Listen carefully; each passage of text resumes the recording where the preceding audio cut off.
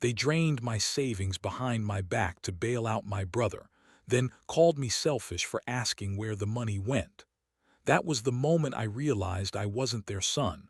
I was just their wallet. Bear with me because this whole thing is wild. Hey viewers, just a quick thanks, over 15% of you are already subscribed. It means a lot. I never wanted to believe my parents were toxic. Not really. I told myself they were just old school or under stress, or did their best with what they had. You don't want to see your own parents as villains, you want to see them as people who love you even when they mess up. But man, the truth, it's darker than I ever let myself admit. This isn't just some story about favoritism or bad communication.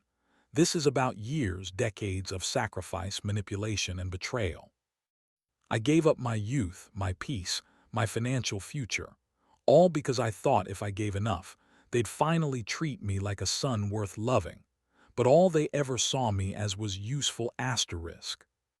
It started small, it always does, right? When I was 17, I skipped college to help take care of my mom after her second surgery. My brother Ryan got a full-ride scholarship to a school across the country. I didn't resent it. I loved my mom. I thought I was doing the right thing. But then 1 year turned into 2, then 5. They needed help with the mortgage, then the car. Then Dad's back injury meant I was paying the utilities too. All while Ryan, the golden boy, posted about weekend ski trips and new MacBooks on Instagram. No one said thank you. No one offered to help me back. But if I ever hinted at being tired or broke, Mom would sigh and say, "You think we don't have problems too?" So I swallowed it, again and again. I told myself, one day they'll see how much I've done. But they never did. By the time I was 28, I was still living at home. Not because I wanted to, but because I couldn't afford not to. I worked 2 jobs. I took night classes to finally get my degree. And every time I saved a little, something would come up. The water heater's busted. Your dad's credit card is maxed. Can you cover it this month? Your brother's business loan got denied. He just needs a short-term cosigner.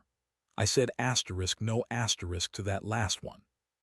I finally said asterisk no asterisk, and that's when everything exploded. Mom cornered me in the kitchen. I still remember the look in her eyes like I'd spat in her face. "You're just jealous because Ryan's doing something with his life," she snapped. "You'll never have what he is if you keep thinking so small."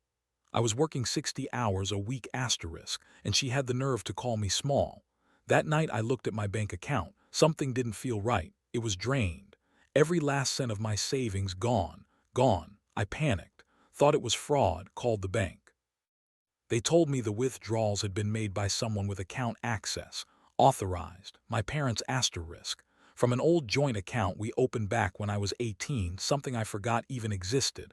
I confronted them, shaking, barely holding it together. You know what they said? Mom didn't even flinch. We needed it. Ryan was about to lose the house. What were we supposed to do? Let your brother go homeless? That money was supposed to be for my first apartment, my future, my chance to finally get out, and they gave it to him without even asking. I didn't sleep that night. I walked around the block for hours. My body felt like it was vibrating from the inside. I kept thinking, this can't be real, this can't be real. But it was. I checked with a lawyer, because yes, they had technically done nothing illegal.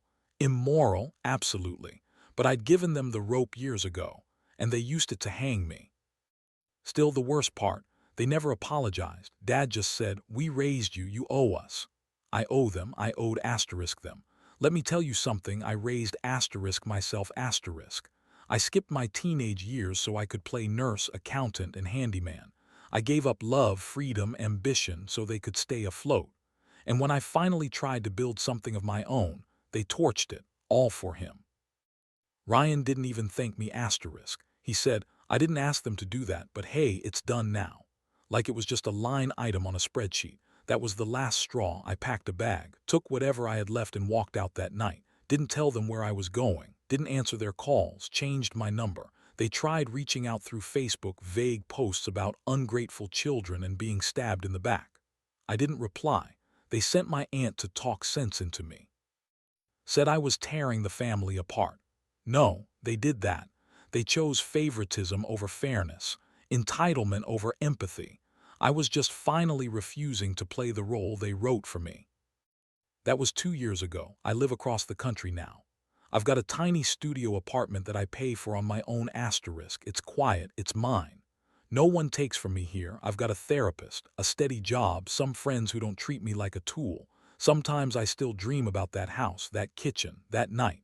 I wake up shaking, sometimes crying, but it passes, because now I know the truth. You can't heal in a place that sees your pain as a resource. You can't grow in a family that only waters one tree. If you're watching this and wondering whether it's bad enough to walk away, listen to me. If they take from you without remorse, if they guilt you for having boundaries, if they love you only when you're useful, you're not the problem. They are. I stopped begging for their love the day I realized I deserved more than survival. I deserved peace. I deserved respect. And if they ever want a relationship again, they'll have to meet me where I am, not where they left me. Thanks for hearing my story. It's not easy to say out loud, but I think someone out there needed to hear it. If that's you, you're not alone, and you don't owe anyone your ruin just because they gave you life. Stay strong, stay safe, and don't be afraid to choose yourself.